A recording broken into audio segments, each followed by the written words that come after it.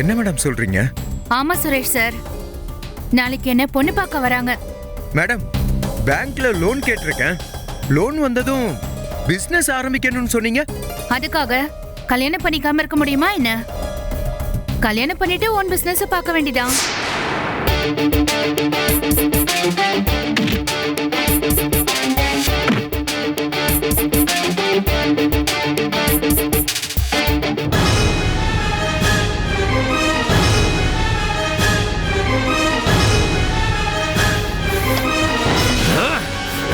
இப்படியாவது காப்பாத்துறீங்க டாக்டர். இப்போதைக்கு கொடுத்த மெடிசன் எல்லாம் சரியா ஃபாலோ பண்ண சொல்லுங்க. அடுத்த 1 மாசத்துக்குள்ள இன்னும் 2 தடவை வந்து கீமோதெரப்பி பண்ற மாதிரி இருக்கும். நீங்க எதுக்கும் கவலைப்படாதீங்க, பாத்துக்கலாம். நடுவில் ஏதாவது பிரச்சனைனா உடனடியாக ஹாஸ்பிட்டல் கூட்டிட்டு வாங்க. சரிங்க டாக்டர்.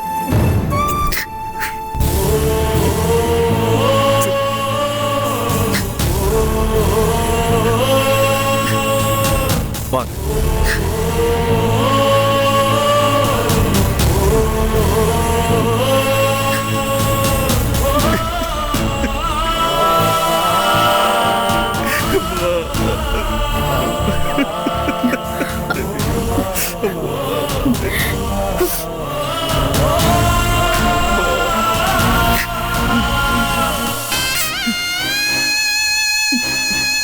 சதீஷ் சார், ஏன் இப்படி குழந்தை மாதிரி அழறீங்க? என் அம்மாக்கு இப்படி ஆயிடுச்சாங்க. ஏன் சதீஷ் சார், உங்க அம்மாக்கு ஏற்கனவே பிளட் கேன்சர் இருக்குன்னு உங்களுக்கு தெரியும்ல? ஏற்கனவே செத்துருவாங்கங்கிறது உங்களுக்கு முன்னாடியே தெரியும்ல? அப்படியே அப்பெல்லாம் அழுவாம இப்ப போய் இப்படி அழுவுறீங்க? ஐயோ நிம்மி மேடம், என் அம்மாக்கு அப்ப பிளட் கேன்சர்லாம் இல்ல. இப்பதான் என் அம்மாக்கு கேன்சர் இருக்கிறதே தெரியும். என்ன சொல்றீங்க? நீங்க நான் கேட்டு நடிக்கிறதுக்கு வரமாட்டேன்னு சொன்னதுனால என் அம்மாக்கு பிளட் கேன்சர் இருக்கு நான் பொய் சொன்னேன். அட பாவி. என் அம்மாவுக்கு நான் விளையாட்ட பிளட் கேன்சர் இருக்குன்னு சொன்னது கடைசியில அதுவே உண்மையாயிடுச்சு. நான் என்ன பண்ண போறேன்னு எனக்கு தெரியலையே. ஐயோ.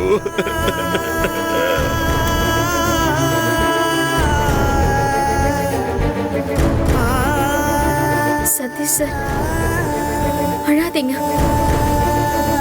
நீங்க அழுது நான் பார்த்ததே இல்லை.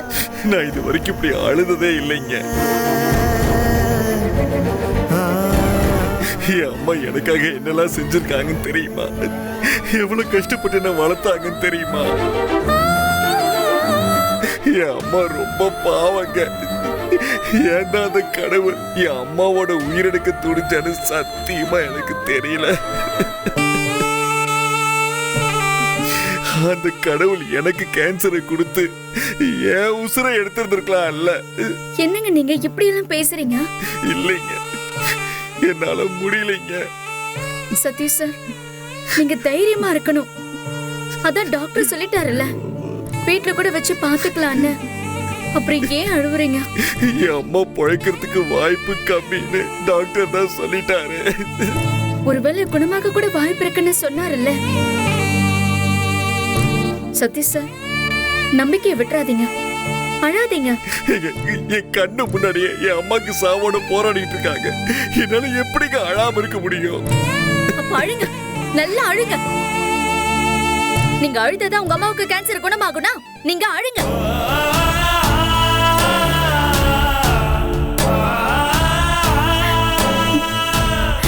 சதீஷ் சார், மரணங்கிறது கொடுமையானதுதான், நான் இல்லைன்னு சொல்லல. அதுக்காக அழுது மட்டும் தீர்வாகாது. நீங்க அழுதுட்டீங்கல்ல, விடுங்க. இதுக்கு மேல என்ன பண்றதுன்னு யோசிங்க. அம்மா இருக்கிற காலம் வரைக்கும் அவங்களை எவ்வளவு சந்தோஷமா வச்சுக்க முடியுமோ அவ்வளவு சந்தோஷமா வச்சுக்கோங்க.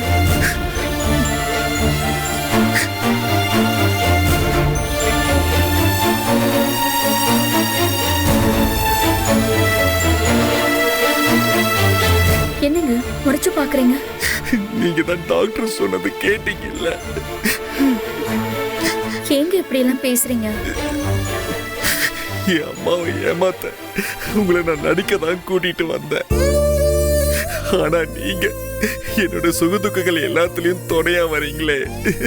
சதீஷ் சார், நான் நடிக்க வந்து உங்ககிட்ட பணம் வாங்கினேன். உங்க அம்மாவுடைய பாசமும் உங்களுடைய நல்ல குணமும் என்ன முழுசா மாத்திருச்சு. என் அம்மாக்கு கேன்சர் இருக்குன்னு அவங்களுக்கு தெரியாம பார்த்து கொடுங்க.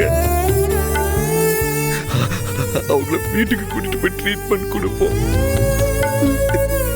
அதுக்கப்புறம் அந்த ஆண்டவை விட்டு வைங்க. சரிங்க, நம்ம எப்பவும் போல அம்மா முன்னாடி இதே மாதிரி நடிச்சுக்கிட்டே இருப்போம். சரியா? அம்மா சாகிற வரைக்கும் வாங்க. என்னங்க ஏன் இப்படி சொல்றீங்க? என்னால தாங்க முடியலைங்க. அம்மா சாக மாட்டாங்க. இனிமே இப்படி எல்லாம் பேசாதீங்க. வாங்க, அம்மா டிஸ்சார்ஜ் பண்ற வேலையை பார்க்கலாம். வாங்க.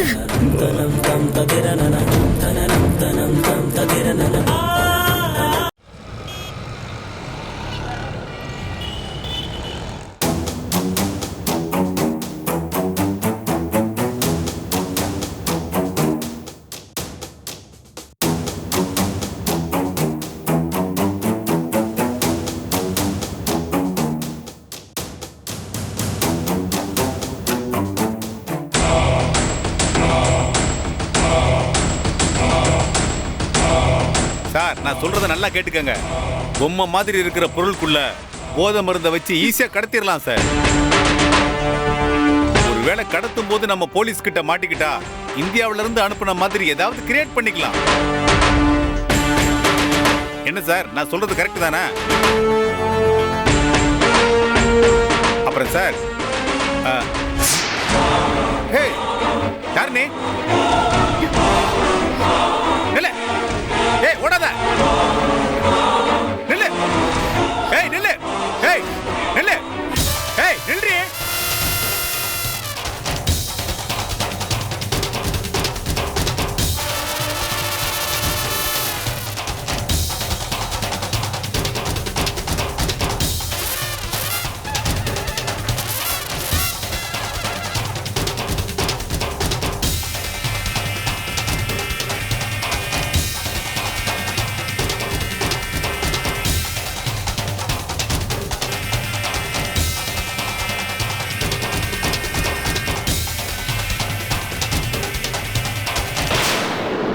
இந்த பக்கம் ஒரு பொண்ணு வந்தாலாமா? இந்த பக்கம் போயிட்டாங்க. அப்படியா?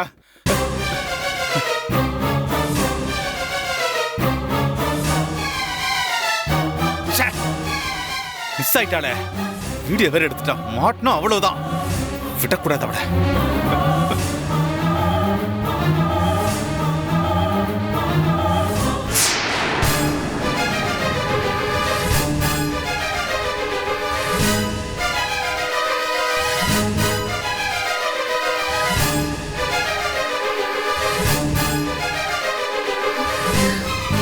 அக்கா, என்னை காட்டி கொடுக்காததுக்கு ரொம்ப நன்றிக்கா.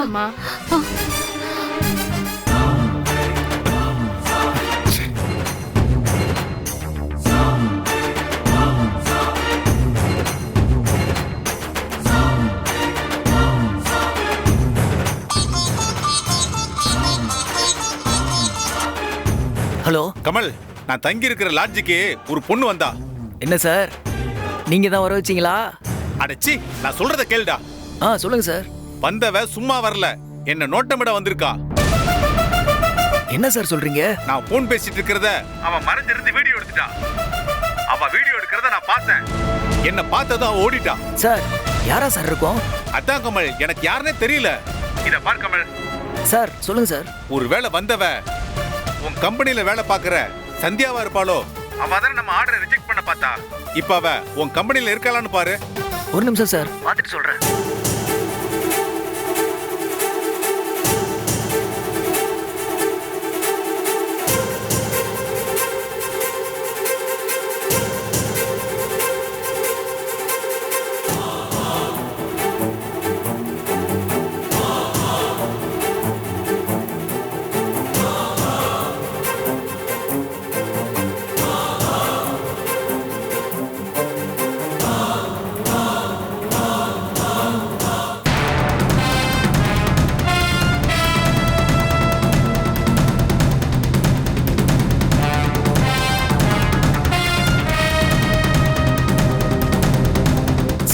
சொல்றா கமல்.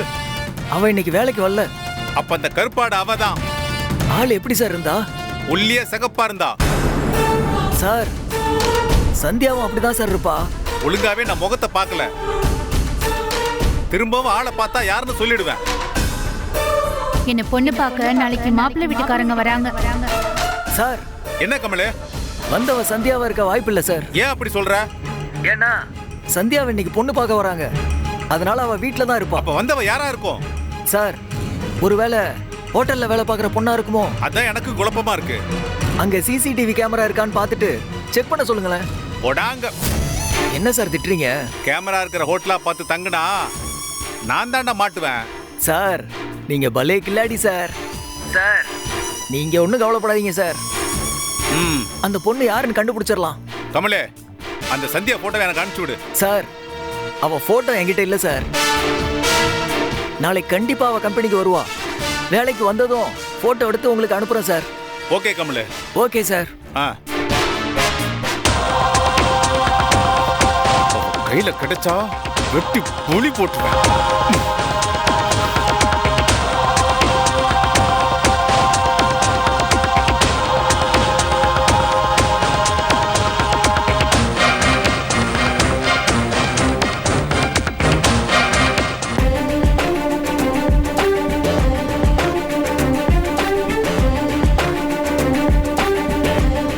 நான் சொல்றத நல்லா கேட்டுக்கங்க. பொம்மை மாதிரி இருக்கிற பொருளுக்குள்ள போதை மருந்தை வச்சு ஈஸியா கடத்திடலாம் சார். ஒருவேளை கடத்தும் போது நம்ம போலீஸ் கிட்ட மாட்டிக்கிட்டா இந்தியாவில இருந்து அனுப்புன மாதிரி ஏதாவது கிரியேட் பண்ணிக்கலாம்.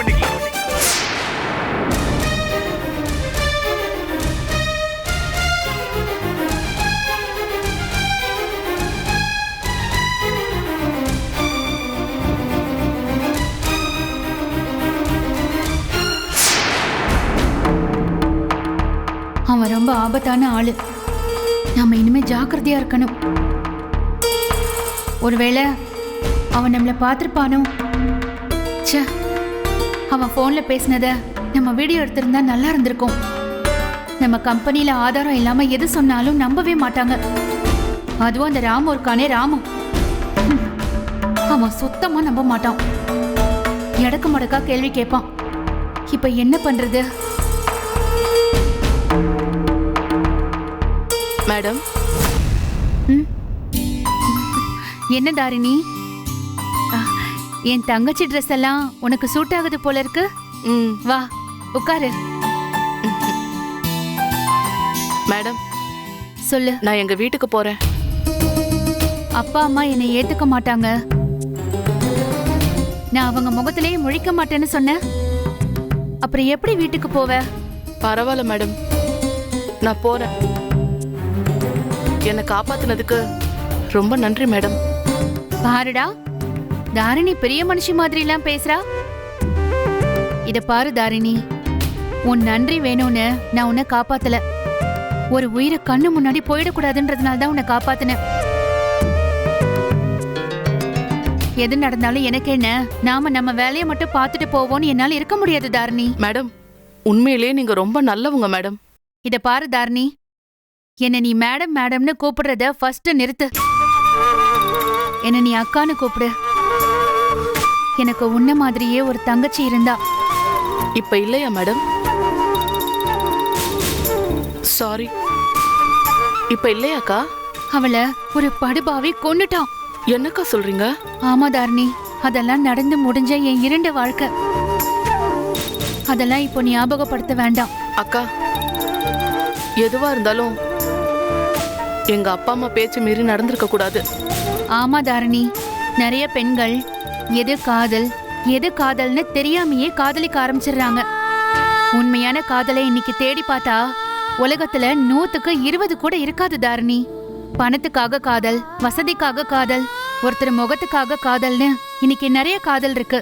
அக்கா, என்ன காதலிச்சவன் கூட உண்மையா காதலிக்கலக்கா.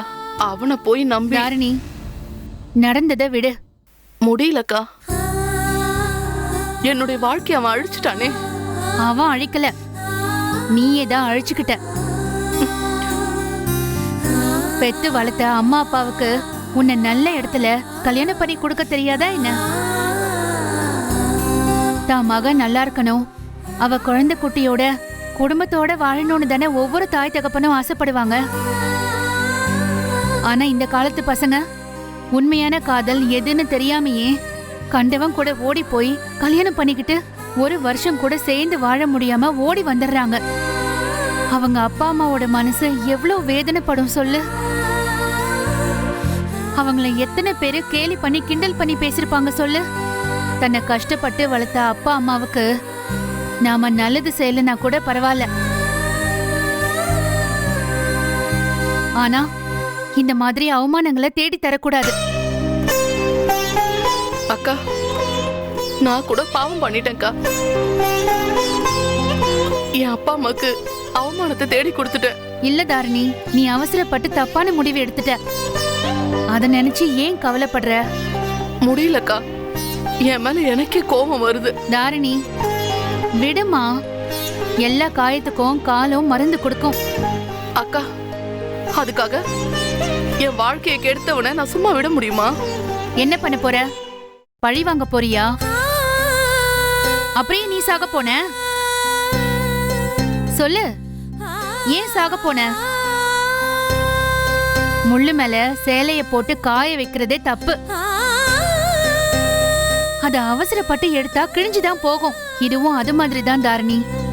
எதையும் செய்யறதுக்கு முன்னாடி யோசிச்சுதான் செய்யணும். அவசரப்பட்டு செஞ்சுட்டு வாழ்க்கை முழுக்க அழுதுட்டு இருக்க கூடாது. உன் அம்மாவுக்கு போனை போடு. அக்கா வேண்டாக்கா, அம்மா திட்டுவாங்க. திட்டட்டும் தாரிணி, திட்டட்டும். ஏன் உன்னை முடிஞ்சா அடிக்கட்டும். அப்பதான் அவங்க மனசுல இருக்கிற பாரம் குறையும். நீ செத்திருந்தா உன் அம்மா அப்பா எவ்வளவு அழுதுருப்பாங்க தெரியுமா? போன போடு, பேசு. எது சொன்னாலும் தாங்கிக்கோ. போடு.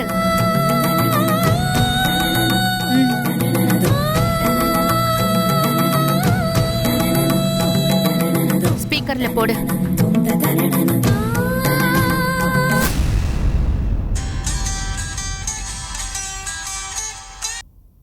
ஹலோ அம்மா, நான் தாரணி பேசுறேம்மா.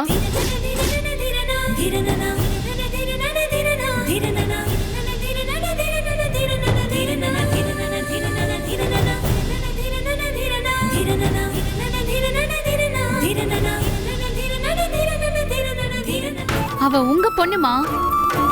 அவ சந்தோஷமா வாழணும்னு தானே ஆசைப்பட்டீங்க.